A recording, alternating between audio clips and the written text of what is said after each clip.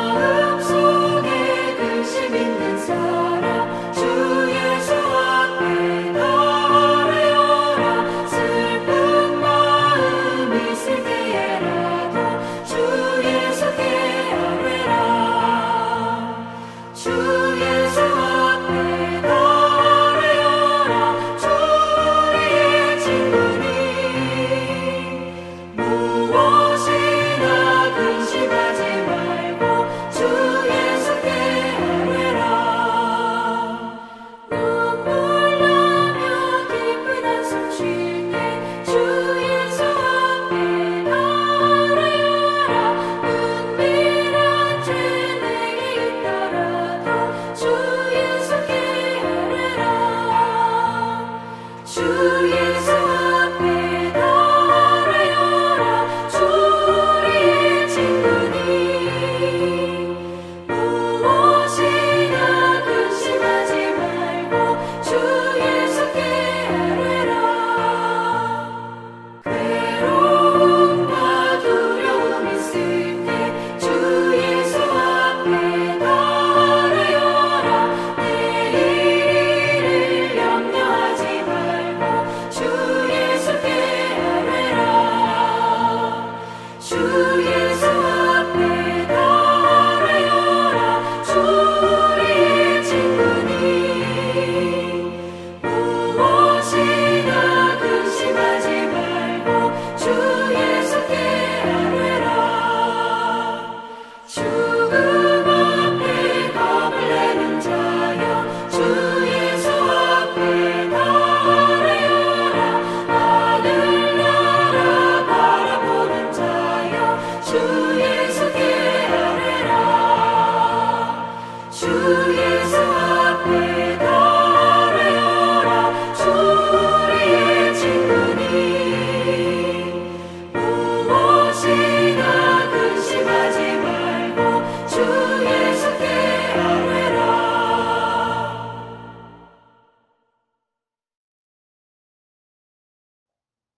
알코올이나 마약에 중독된 사람들은 스스로 거기에서 벗어나기 참 어렵습니다.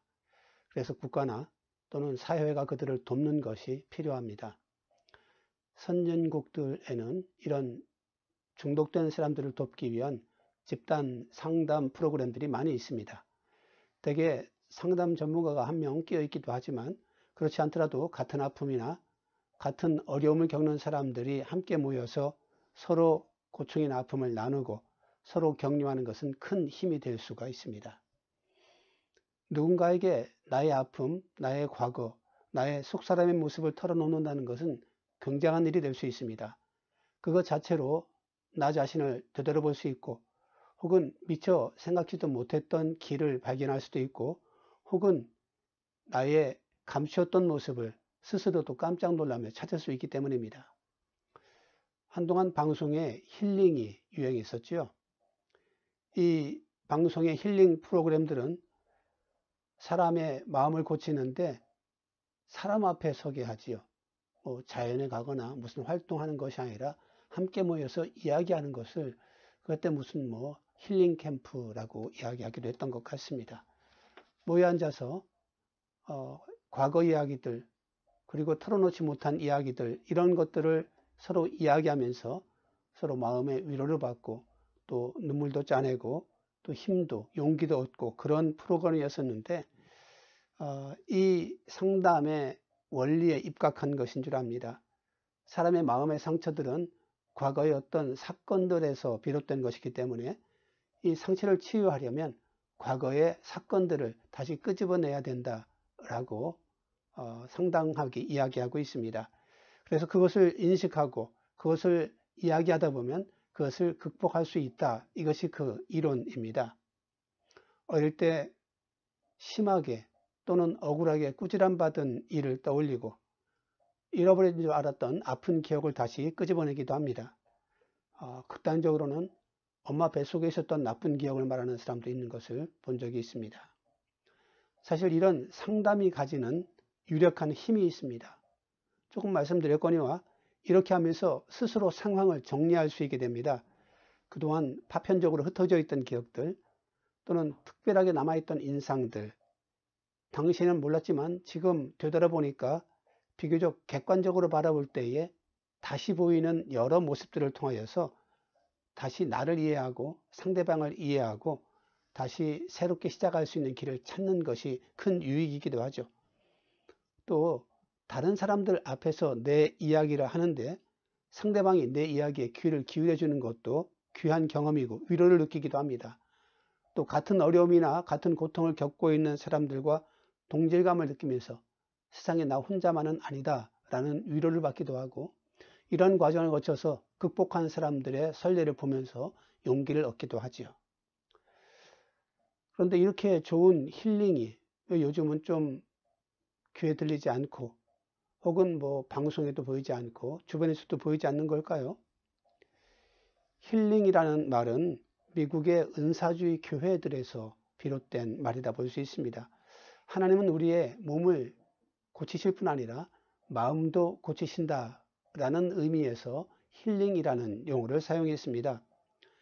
이렇게 사용할 때에는 사람이 자신의 과거, 자신의 상처, 그리고 스스로 해결해야 될 문제들을 하나님께 아랜다라는 의미를 가지고 시작한 말이기도 합니다.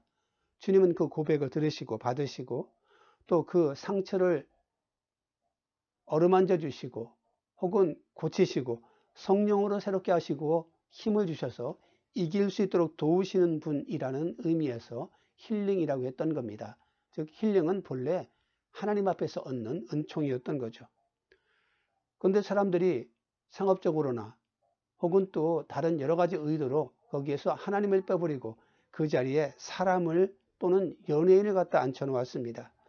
또는 자기와 동병상련의 아픔을 겪고 있는 다른 사람들이 하나님 자리를 대신하고 있기도 하죠.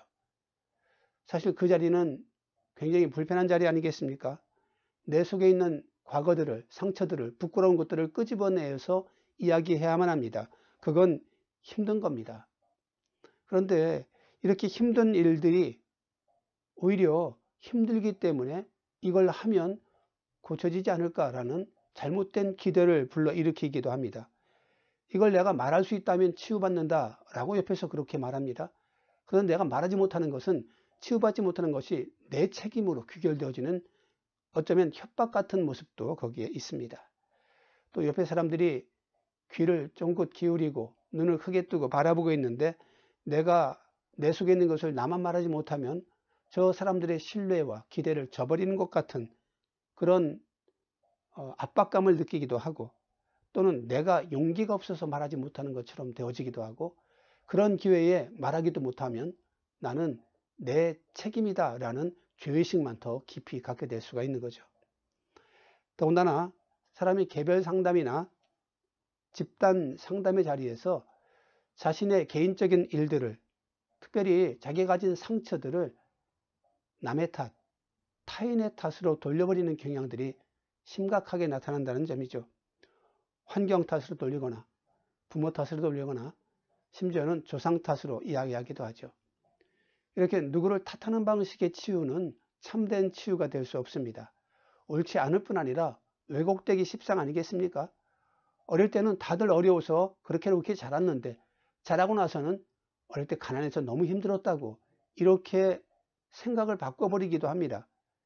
있지도 않았던 과거를 상상하다가 현실로 착각하는 경우도 있습니다. 특히 아동 성추행의 경우에는 실제로는 발생하지 않았던 일들을 발생한 것으로 여기는 이런 사례가 많이 보고되고 있기도 합니다. 사람을 고치는 분은 하나님이십니다. 육신을 고치는 것들은 이제 의사들에게, 또 마음들도 어느 정도 사람들이 여러 가진 바 있지만 특별히 영혼과 관련되어진, 죄와 관련되어진 그 모든 것을 고치실 분은 사람을 지으신 하나님밖에는 없습니다. 사람이 소용없는 것은 아니지만 진정한 치유는, 온전한 치유는 하나님께로부터 나오죠. 아무것도 염려하지 말고 다만 모든 일에 기도와 간구로 너희 구할 것을 감사함으로 하나님께 아뢰라. 이 말씀은 참 간단하지만 또 매우 어려운 명령이기도 합니다. 하지 말라는 것은 염려이고 하라는 것은 기도인데 우리는 염려는 하고 기도는 하지 않습니다. 거꾸로죠.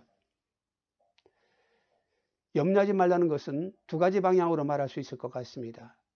첫째, 내가 가진 문제에 대하여 염려하지 말라는 겁니다. 그것이 정말로 염려할 만한 것인지, 아니면 사실은 염려해도 소용없는 것인지, 또는 염려하지 않아도 될 건데 괜히 염려하고 있는지, 이것조차 우리는 알 수 없기 때문입니다. 나아가서 염려하는 것 자체가 나의 생각을 흐리게 하고 판단을 흐리게 할 것이며, 혹은 행동을 둔하게 만들 겁니다. 염려와 근심 자체가 사람을 죽이는 독과도 같죠.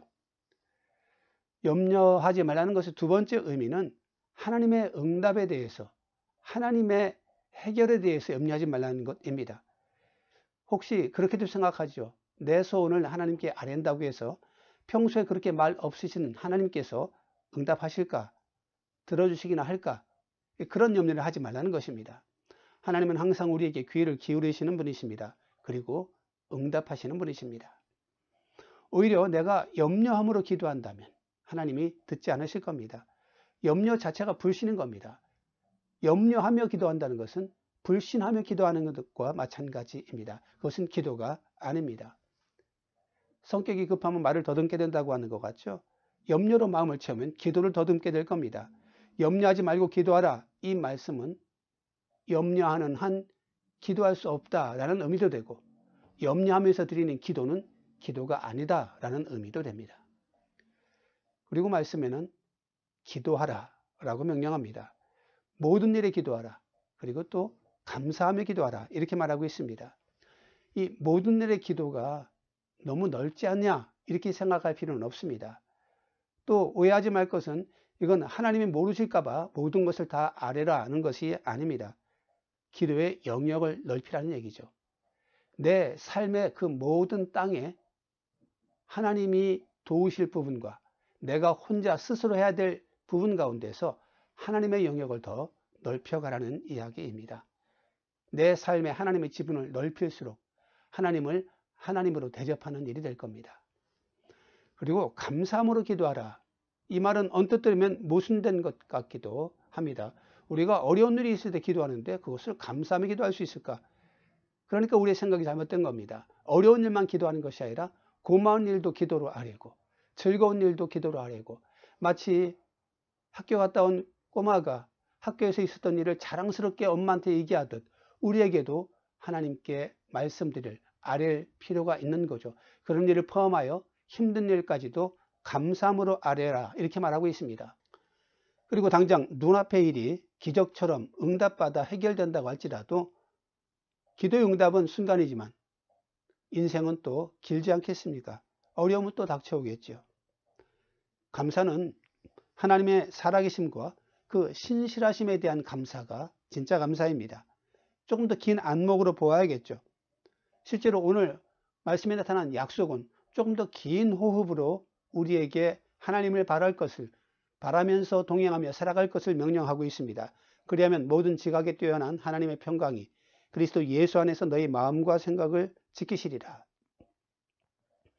지금 당장 급한 사람은 평강은 알겠고 마음의 생각도 좋겠지만 눈앞의 일들을 당장 해결해 주시기 원합니다 라고 말할지도 모르겠습니다. 하지만 주님은 분명히 말합니다. 그것도 주겠다. 하지만 평강이 먼저다. 그것도 다 해결해 주겠다. 하지만 마음과 생각을 지키는 것이 우선이다 라고 말하는 거죠. 이 말씀은 내가 너와 함께 이 일을 해결해 나갈 것이다.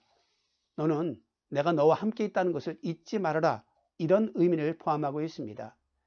세상은 이미 제멋대로 하나님과의 반대 방향으로 멸망을 향한 길로 치달아 달려가고 있으며 그 질주로 이제 멈추지 않을 겁니다. 아담이 낙원에서 쫓겨나고 사람들이 바벨탑을 쌓다가 온 세상으로 흩어진 이후도 지금까지 그랬었습니다. 하나님이 저들에게 직접 손대시는 것은 아마 마지막 때에 심판을 통해서일 겁니다. 노아 때에 그렇게 약속하셨지요. 그렇더라면 세상을 저렇게 버려둔다면, 세상을 그렇게 관조하신다면 어떻게 주의 백성들을 도우실까? 세상을 직접 손댈 필요 없습니다. 우리가 이길 수 있도록 하면 되는 거지요. 기도하는 자들에게 새 길을 보여주시고 또 주를 의뢰하는 자들에게 성령을 보내어 마음의 평강을 주시고 위로의 성령을 보내시며 혼란한 세상 속에서 참된 진리와 참된 길을 찾을 수 있도록 우리를 도우십니다. 그런 모습으로 우리가 승리할 수 있도록 주님은 도우시는 겁니다. 세상을 살아가는 것은 여전히 우리 자신입니다. 그건 예수님도 대신할 수 없고 하늘 아버지도 대신하는 것이 아닙니다. 탕자가 집을 떠나서 먼 곳에 갔다고 해서 아버지가 대신 그 돼지치기의 삶을 살아주는 것이 아닙니다. 아버지는 기다릴 뿐입니다. 돌아가는 자는 탕자 자신이어야만 합니다. 우리가 바로 돌아가는 자들, 우리가 바로 기도하는 자들입니다. 주께 손 내미는 자들입니다. 주님은 주님의 그 살아계심을 인정하며 도우심을 신뢰하고 기대하며 기도의 손을 내미는 자들에게 영혼의 빛을 비춰주셔서 인도하며 돌보십니다.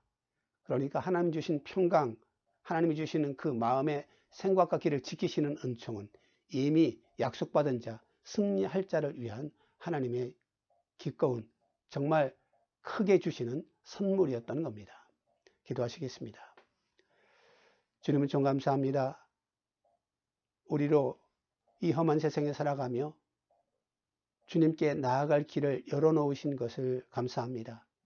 돌아보면 주님은 거기 계시며 손 내밀고 기도하면 주님은 들으시는 분이시니 우리가 세상에 홀로 버려져 있지 않은 존재인 것을 감사하며 찬양합니다. 주님, 때때로 우리에게 닥쳐온 여러 가지 고난이나 혹은 내 삶의 어두운 그림자처럼 새겨져 있는 환난들이나 혹은 상처들이 나를 힘들게 하거나 나를 넘어뜨리려 할 때에 주여 도우셔서 주님의 은혜가 그보다 더 큼을, 주님의 치유하신 은총은 우리를 더욱 견고하게 하심을 기억하게 하시고 믿게 하시고 또 의지하게 하시기를 간절히 소망합니다. 주님, 영원한 주님이신 것을 감사합니다. 우리를 향하여 오늘도 귀 기울이시는 것을 감사합니다. 아무것도 염려하지 말고 오직 모든 일에 감사로 주께 기도로 아뢰는 자들이 되게 하시고 그렇게 주의 힘을 힘입어 오늘도 또 하루도 그리고 우리의 삶을 승리하며 살아가는 자들 되도록 도우시기를 그 약속을 감사하며 찬양하며 예수님의 이름으로 기도하옵나이다. 아멘.